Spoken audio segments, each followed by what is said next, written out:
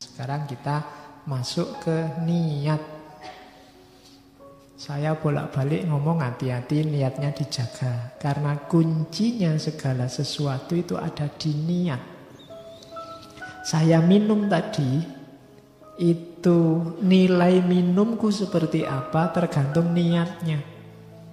Kalau niatnya hanya menghilangkan haus, ya cuma hausnya hilang itu dok yang saya dapat. Kalau niatnya hanya mencontohkan teori ilmu, hanya contoh itu dok yang saya dapat dan kalian dapat. Kalau niatnya menjaga tubuh biar tetap sehat, hanya itu yang saya dapat. Maka hati-hati. Dia bisa hanya minum tadi, bisa membawaku ke surga, bisa bernilai ibadah, bisa loh, macam-macam. Bisa sia-sia, nggak ada gunanya apa-apa. Misalnya saya sebenarnya nggak pingin minum, perutku masih kenyang, cuma sudah dibikinin minum, gimana lagi, terpaksa tak minum. Itu kan niatnya terpaksa untuk nyeneng-nyeneng kita ambil. Ya hanya itu yang saya dapat. Tapi dia juga bisa membawaku ke surga. Saya mau minum biar hausku hilang terjaga. Karena Allah menyuruh menjaga tubuh ini supaya sehat. Allah memerintahkan begitu. Semoga dengan minum ini Allah ridho dengan yang saya lakukan dengan minum. Dia jadi bernilai ibadah. Jadi cuma minum seteguk tadi bisa membawa ke surga. Ketika Allah ridho. Jadi yang mahal itu nyari ridhonya Allah. Jadi kamu ngaji ke sini juga ditata niatnya biar setiap apapun yang kamu lakukan bernilai mencari ridhonya Allah. Siapa tahu di perbuatanmu yang mana, disitulah ridhonya Allah turun dan kamu selamat. Makanya kemarin-kemarin banyak sekali cerita yang pelacur yang menyelamatkan anjing yang kehausan, dan gara-gara menyelamatkan anjing sekali itu dia bisa masuk surga. Itu kan perbuatannya kecil, tapi mungkin keikhlasannya si pelacur ini bisa membuat Allah menurunkan ridhonya. Maka jangan bosan-bosan. Tiap hari hidup kita itu kan dari kegiatan ke kegiatan. Setelah ini mungkin nongkrong, gitaran, setelah ini. Itu niati yang bagus-bagus. Niat insung main gitar supaya dapat ridhonya Allah.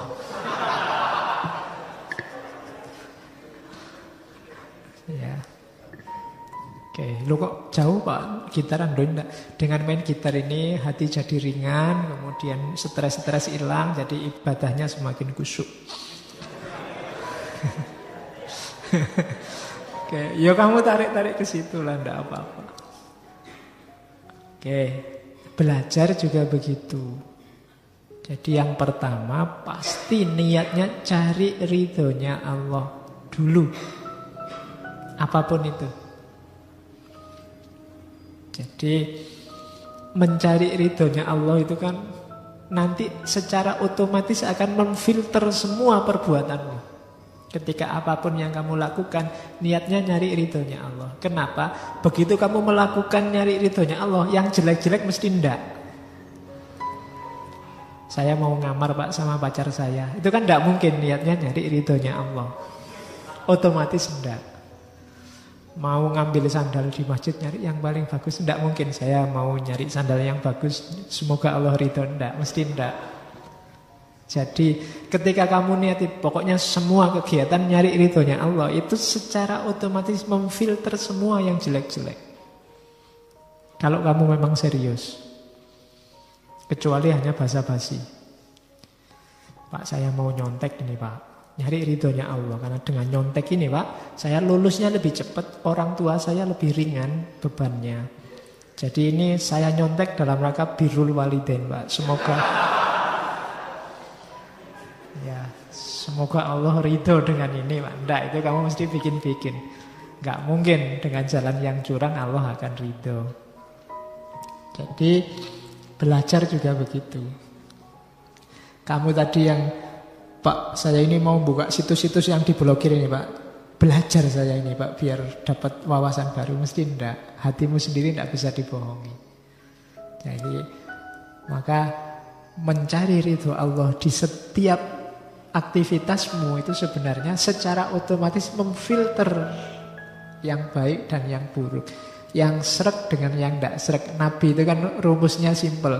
Baik itu yang kalau kamu lakukan itu kamu dilihat orang lain kamu tidak masalah, tapi yang dosa itu mahaka fisodrika, yang kamu ragu-ragu, dan kalau orang lain tahu kamu malu, kamu tidak suka, itu kemungkinan besar dosa. Kayak tadi buka situs-situs, berdua sama pacarmu ngamar, itu mesti kalau ada yang tahu kamu tidak suka, itu kemungkinan besar dosa atau tidak pantas. Jadi hindari, jangan niat nyari ridhonya Allah. Kalau sudah di situ kamu minggir aja, lebih baik tidak. Kalau terpaksa ya tidak diulangi. Kalau sudah, ya kan banyak orang momen tertentu itu dimensi manusianya hilang. Dimensi manusia itu yang tadi akal sehatnya tidak jalan dalam banyak hal. Maka orang yang bisa ma'rifatun nafsi tadi, memahami diri itu, coba kamu muhasabahlah. Dalam momen apa kamu sering kehilangan dirimu, sering akal sehatmu tidak jalan. Dalam kondisi sangat sedih kah, atau sangat seneng kah, atau dalam kondisi apa? Nanti coba kamu cermati dan kamu ingat-ingat, kamu hati-hati di situ. Saya itu kalau sedih sih malah ingat Allah, Pak.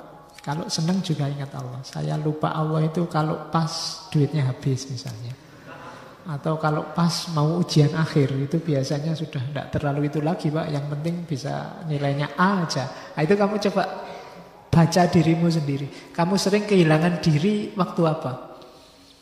Coba kamu baca, kamu yang sering posting di Facebook, nulis WA, postingan dan WA-mu yang sering kamu sesali yang tentang apa?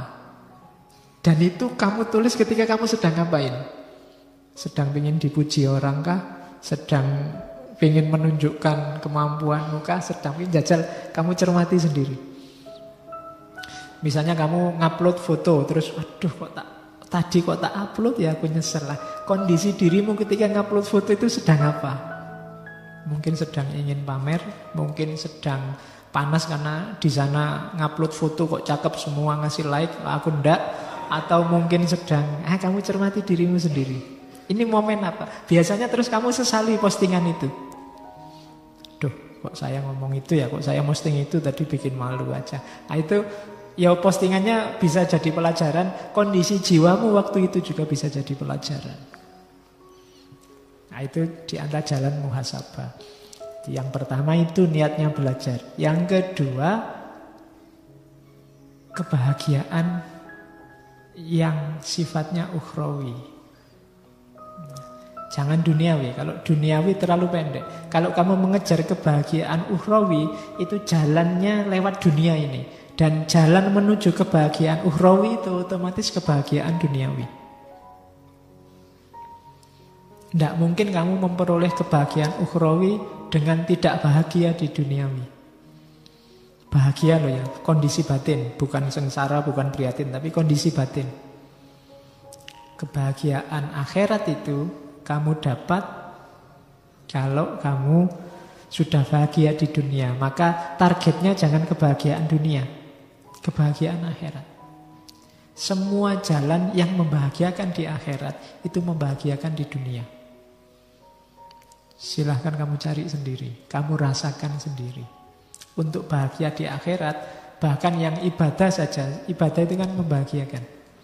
Sholat, zakat, puasa, haji, itu momen-momen kebahagiaan, momen membahagiakan. Meskipun kadang batinmu tidak merasa bahagia karena makommu belum nyampe, tapi bahkan kalau orang tanya, Mas gimana sholat, tersiksa enggak? Enggak, mesti kamu bilang begitu. Zakat enak enggak Mas? Enak, ikhlas kok. Meskipun mungkin kamu enggak ikhlas, itu sebenarnya memang hakikatnya dia membahagiakan, cuma kamu belum nyampe saja. Haji juga begitu, kan momen membahagiakan. Orang haji itu saking senangnya kan sering sampai nangis-nangis, karena memang momen yang membahagiakan. Hanya mungkin kita belum nyampe ke rasa itu, tapi jalan saja, karena tebusannya adalah kebahagiaan akhirat. Jadi maka kebahagiaan akhirat target kita, nanggung kalau cuma dunia. Dan jalannya bahagia akhirat itu bahagia dunia. Untuk bahagia akhirat kita butuh sedekah yang banyak, butuh zakat. Itu kan butuh kaya berarti. Dan kaya itu di dunia membahagiakan. Untuk ibadah kita sempurna, pahalanya di akhirat utuh, kita harus sudah menikah, sudah kawin. Dan kawin itu sangat membahagiakan. Kan begitu. Jadi kebahagiaan di dunia itu jalannya kebahagiaan akhirat. Maka kalau merancang target jangan nanggung. Jangan cuma dunia, bahagia juga di akhirat. Belajar juga begitu. Saya niat ngaji biar di akhiratnya bahagia. Ngajinya sendiri juga membahagiakan. Dan kamu akan sampai di akhirat bahagia juga. Oke. Dan hal-hal yang jelek, yang menjauhkan dari bahagia akhirat itu biasanya susah semua. Ya tinggal kamu nyari contoh. Ninggal sholat itu kelihatan enteng, tapi coba kamu tinggal sholat. Dirimu sendiri gelisah, kalau ketahuan orang malunya luar biasa. Zakat, duitnya banyak tapi tidak mau kurban, tidak mau haji. Itu kan kalau ketahuan orang kan kita malu. Tidak bahagia di dunia, tidak bahagia di akhirat.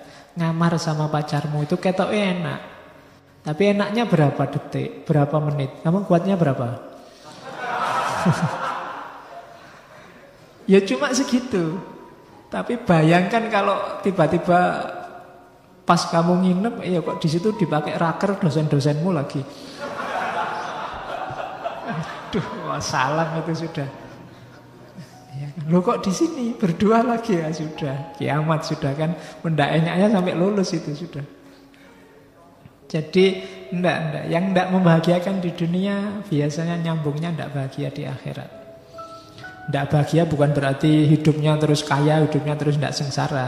Tidak, kalau bahagia itu kan kondisi state, kondisi batin. Jadi cari kebahagiaan akhirat. Yang ketiga, niatnya belajar itu memerangi kebodohan baik diri sendiri maupun orang lain. Kalau ilmumu tambah kan enak, bisa meluruskan orang lain yang bengkok. Dan kamu sendiri jadinya lurus. Jadi ini makanya cari ilmu ini sejenis jihad. Jihadnya para muta'alim itu ya cari ilmu ini. Ini perang ini. Yang diperangi siapa? Kebodohan.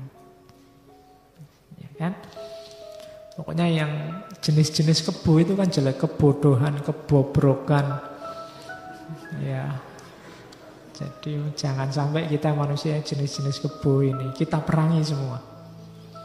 Jadi memerangi kebodohan. Jadi perang kita ini. Suksesnya kalau ketemu ilmu, begitu kita dapat pengetahuan, dapat ilmu, berarti kalah satu pasukan kebodohan. Nah, orang lain yang masih kalah sama jenis kebodohan ini kita bantu, biar dia juga bisa mengalahkan. Jadi amalnya orang berilmu itu memerangi kebodohan dan membantu orang lain menaklukkan kebodohan. Nah, kamu niati ini, nawa itu nyari ilmu untuk cari ridho Allah, nyari bahagia akhirat, memerangi kebodohanku sendiri, dan syukur-syukur bisa membantu menerangi kebodohannya orang lain. Niat yang ketiga. Yang keempat, mengembangkan dan melanggengkan Islam. Dengan semakin berkualitasnya umat Islam, Islam akan semakin langgeng. Jalannya umat Islam semakin berkualitas apa? Ilmu. Kalau kamu ingin bela Islam, jadikan dirimu muslim yang sangat berkualitas. Dari situ Islam akan berkembang dan langgeng. Orang lihat kamu, ternyata Islam memang indah. Wongnya pinter-pinter, cerdas-cerdas. Kayak kita wow, lihat peradaban Islam abad tengah, zaman Abbasiyah, zaman Umayyah, zaman Turki Utsmani itu kita wow ke sana. Kenapa? Ilmu berkembang pesat. Orang barat malah belajar ke kita. Di awal-awal sebelum modern itu kan beberapa filosof itu kan santri-santri di dunia Islam. Madrasah-madrasah besar seperti Nizamiyah jadi pusat intelektual dunia. Jadi kalau ingin Islam ini langgeng, Islam ini berkembang, Islam ini jaya, kuncinya di kamu. Wasilahnya apa? Ilmu. Wong Allah sendiri sudah janji kalau kita berilmu derajat kita naik. Kalau kamu merasa derajat Islam di dunia ini sekarang sedang terlunta-lunta, direndahkan di mana-mana, jangan-jangan memang kita kalah di dunia ilmu. Maka derajat kita tidak naik-naik. Wong Allah sendiri yang janji. Maka ayo kita nyari ilmu, ayo membuat diri kita berkualitas. Orang yang berilmu yang tadi cirinya antara lain beramal tadi kan. Dengan ilmu kita wujudkan dunia Islam yang langgeng, yang berkembang. Otomatis orang nanti tertarik ke kita. Disitulah jalannya Islam jadi rahmatan lil alamin. Bukan dengan debat saling menjatuhkan sesama kita. Bukan dengan kampanye teriak-teriak. Tidak, jadi berdayakan dirimu. Orang Islam kalau semakin berkualitas keilmuannya, ya akan semakin berkualitas agamanya. Dan disitulah nanti akan lahir kejayaan Islam, izzul Islam wal muslimin. Tanpa harus kita maksa-maksa orang lain menghormati kita, otomatis orang akan menghormati kita. Gak usah kamu teriak-teriak, hormatilah Islam, hormatilah orang yang berpuasa. Kan sering begitu, hormatilah, tidak usah diperintah. Hormat itu kalau diperintah gak jadi hormat, itu namanya terpaksa. Biarkan mereka hormat dengan sendirinya. Caranya apa? Bikin hidup kita berkualitas, beradab, berperi kemanusiaan. Jalannya ilmu. Maka nyari ilmu, niatilah itu semua. Yang keempat, kalau tadi yang positif, yang negatif. Jangan sampai nyari ilmu itu kita niati. Yang pertama nyari popularitas. Nyari pengaruh. Ya tadi di awal saya cerita ada satu dua teman yang enggak, jangan nyari pengaruh. Popularitas itu muncul sendiri, jangan dijadikan tujuan. Dia itu efek kayak wali yang kalau dia menempuh suluk dikasih bonus karomah. Popularitas itu otomatis, nggak usah kamu kejar, dia akan datang sendiri kalau memang kamu di jalur yang benar. Sama kayak uang, sama kayak harta. Nggak usah khawatir miskin kalau kamu ada di jalan ilmu. Dia efeknya, jangan dijadikan tujuan. Itu ada di kayak efek, tapi efek samping, bukan efek depan. Jadikan efek depannya itu 4 yang atas tadi. Ridho Allah, bahagia akhirat, memerangi kebodohan, mengembangkan agama Islam.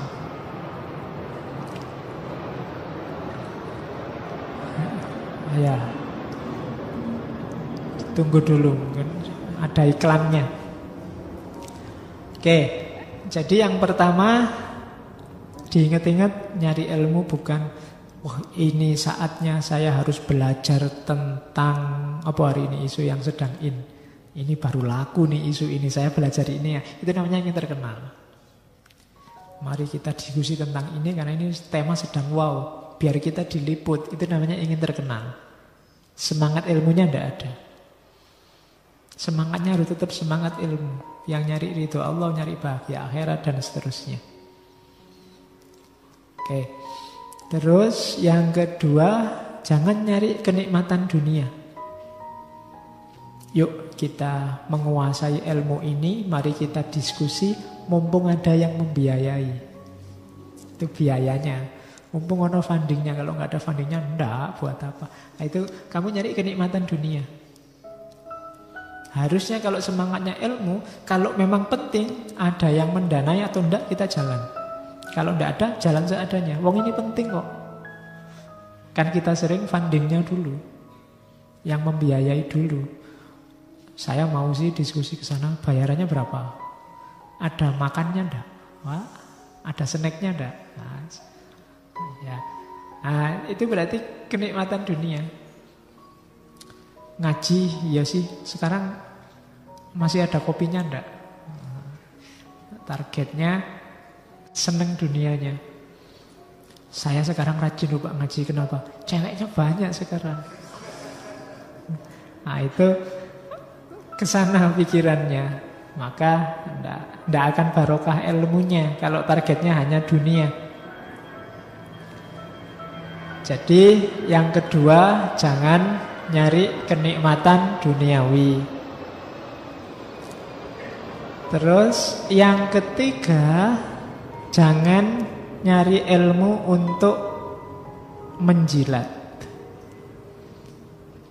Penguasa itu bisa presiden, bisa gubernur, bisa menteri, bisa dosen, bahkan bisa orang tua. Saya tak pointer, ini bapakku seneng ini ilmu-ilmu kayak gini, nanti pulang bapakku tak ajak debat. Nah, ini ilmu. Jadi niatnya untuk menjilat dalam tanda petik, biar dihormati, terus biar anakku saiki pointer, biar gitu, biar dapat pujian. Jadi nyari kehormatan, nyari pujian dari orang di atasmu. Ya bahkan mungkin termasuk pacarmu. Orang yang, saya harus, ini pacarku ki seneng kalau bahasa-bahasa Perancis, bahasa itu. Tak beli bukunya, tak pelajari, nanti kalau ketemu tak ajak ngobrol, wow itu. Akhirnya niatnya sudah gak nyambung. Biar dia respect sama kamu, terus kamu mati-matian belajar itu. Wah, ini dia seneng puisi ya. Wah, aku harus belajar bikin puisi yang bagus ini. Terus kamu pamerkan di depan dia puisimu. Itu nyari kehormatan di depan orang lain. Tidak ada barokahnya ilmunya. Jadi targetnya 4. Jangan sampai kamu terjebak di 3. Ridho Allah targetnya, bahagia akhirat, memerangi kebodohan, kejayaan, kemuliaan Islam. Dan jangan untuk popularitas, nyari kenikmatan dunia, dan pujian kehormatan orang lain, khususnya penguasa.